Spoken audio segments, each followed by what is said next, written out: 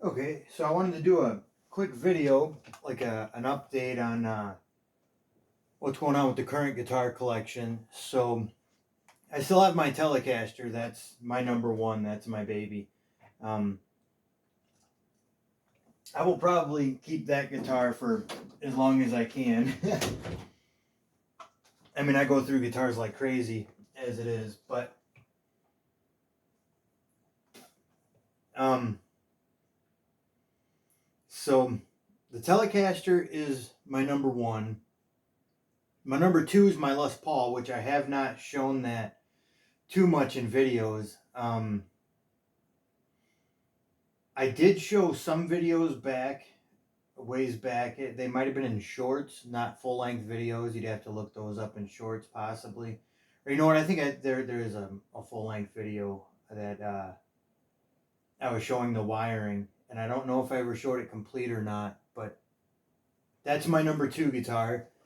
I'll show that after this next one. But the reason I wanted to make this video is because I got my hands on a real Fender. My Telecaster was made using all Fender parts, built and assembled by myself with all the things I like in a guitar. And then once I got it done, I fell in love with it even more.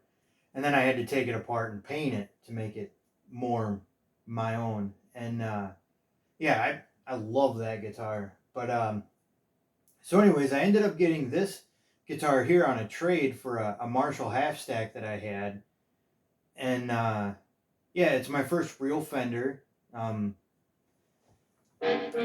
let's show this thing real quick. Thought I had that volume off, but I guess not. So this is a crafted in China Fender Strat. Mahogany body, super heavy. I love that. Heavy gloss finish on the back of the neck, which I don't mind gloss on the back of the neck. I know some people don't like it. It's never really bothered me too much. Then again, my hands always get sweaty.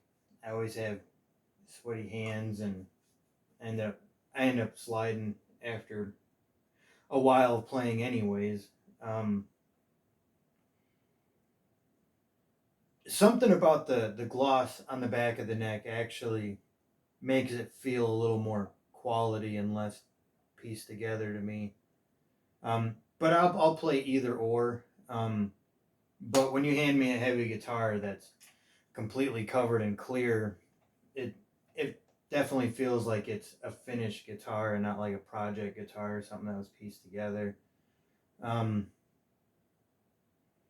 there are a lot of things I really do like about this particular guitar. I don't know what these pickups are. They're whatever Fender put in there. And they don't sound bad. They got your standard HSH wiring, so it's a 5-way switch.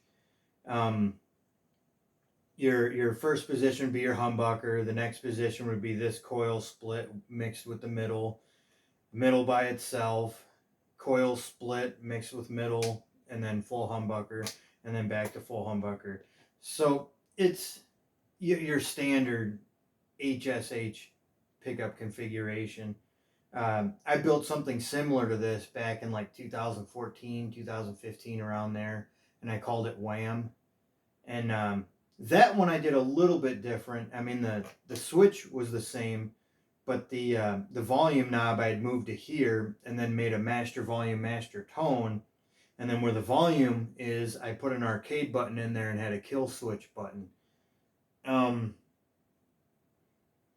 But yeah, the way this one's wired up, I'm actually kind of digging this. So like, I got my master volume, and then this tone controls the neck pickup, this tone controls the bridge pickup. And what I've been liking to do recently is keeping this tone at about like 3 or 4, and then having the tone full crank on the bridge, so that way when you play it, you get those extreme differences. So that's neck with the tone rolled back to a 3.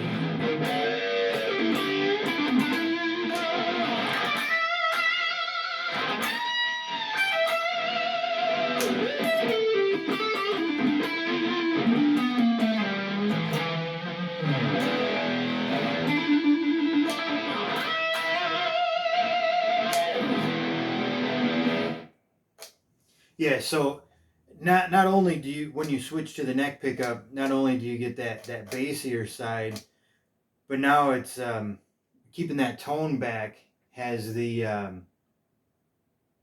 more like warmer sound, like kind of cream-ish era, like Eric Clapton Cream kind of sounding to me. And having this wiring set up, like I'm growing more and more accustomed to it, because I'm really liking that neck pickup with the tone turned back to about a 3 or 4. And then when I do switch to the bridge pickup, the guitar just opens up and comes alive. It I always been a fan of when I'm playing leads or playing guitar, like in general, that I have a particular sound.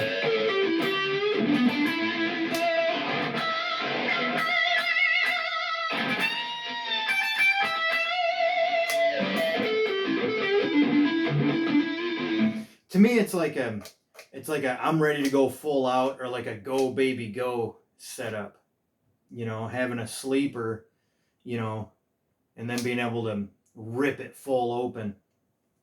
So I am liking the volume tone setup. It is growing on me, especially after being a Telecaster player for the last couple of years.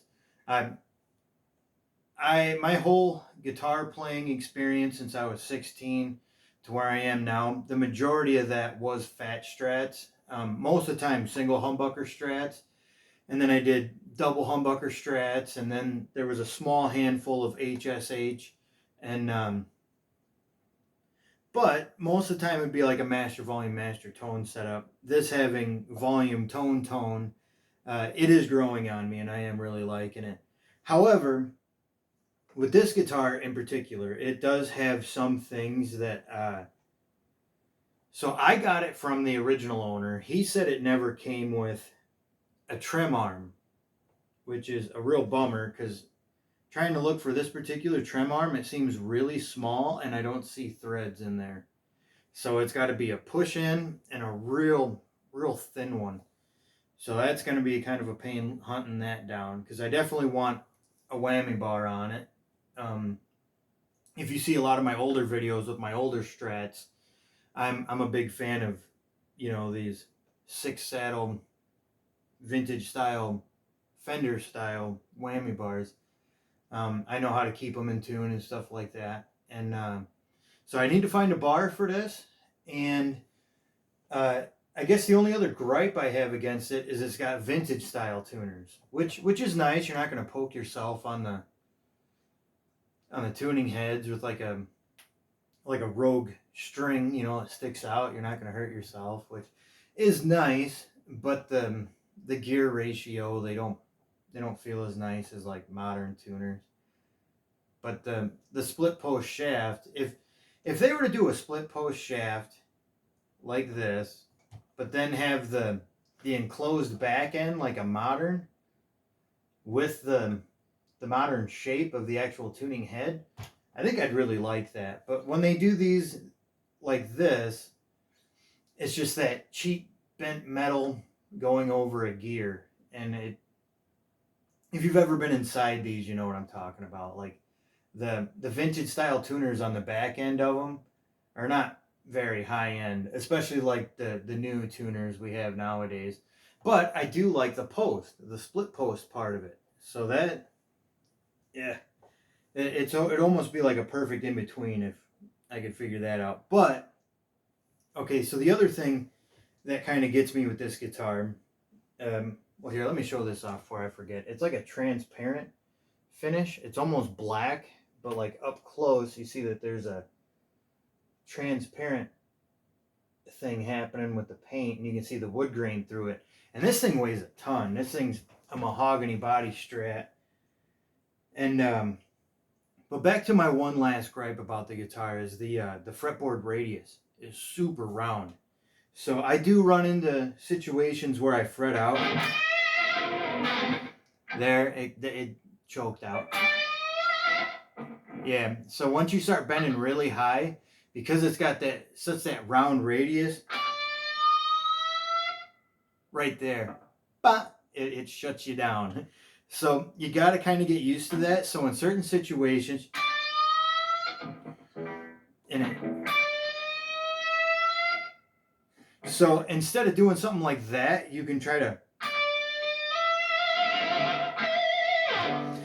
slide up to the note you're trying to bend to. If you want to try to get used to stuff like that.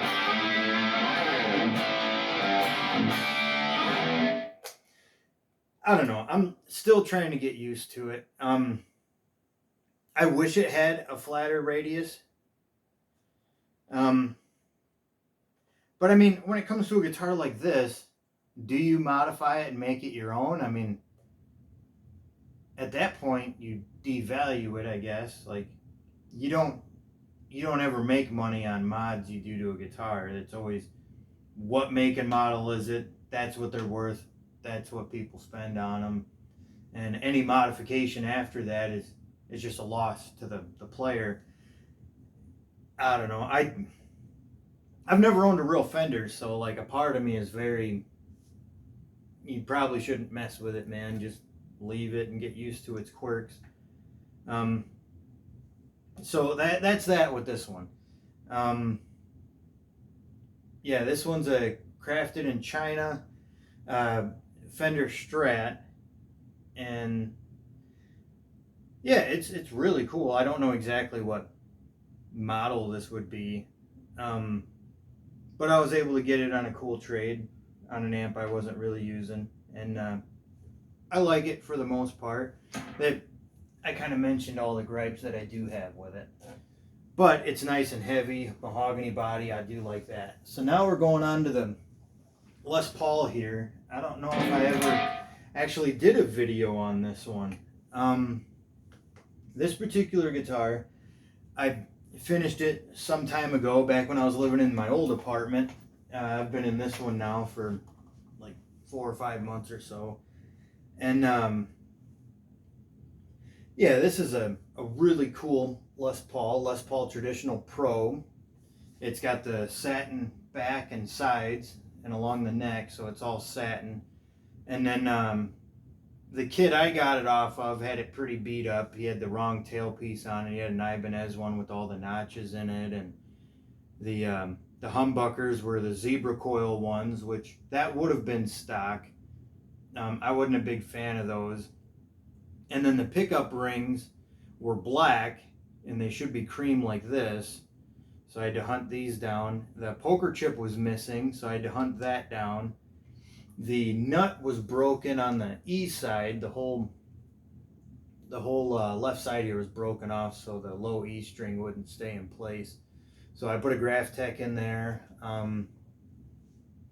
Yeah, I did a bunch of work to it. I even like buffed out the front of it to get all the scratches out of it, and it had stickers all over it, and I had to get rid of that too. And the only thing I couldn't fix was the little dents. There's a handful of little dents and divots all over the face of it.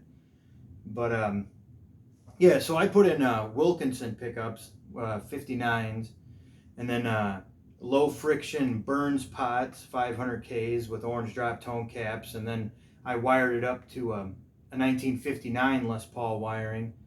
What do they call these? Switchcrafts? I think I put in a switchcraft in there. A pure tone output jack that's got the four legs on them that bite in really good. Yeah, it turned out really good.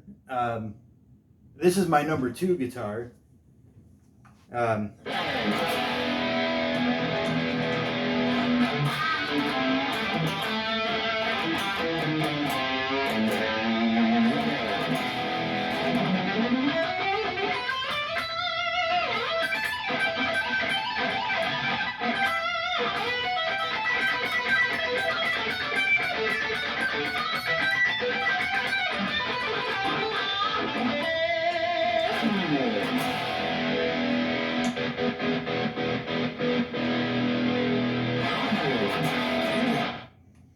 But yeah, with the low friction, I can do that really quick. You know, just slide my hand really fast and change the knobs, and or you know, even the tones, and That's the one thing I've always liked about Les Paul is the knobs are so far away that you're not going to accidentally bump it in any way or playing.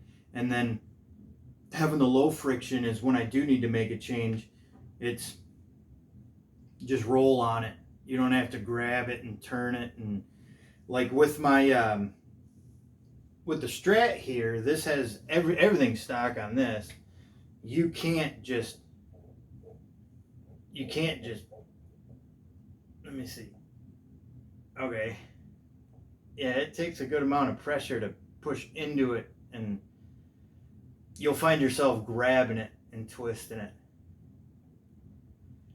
That's almost something I'd want to do is put some low friction in there. But I notice a lot of Strat players that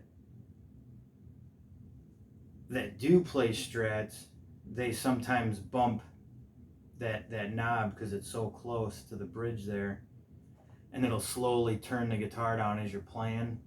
But normally I don't have that problem, but some people do. I do like the low friction stuff.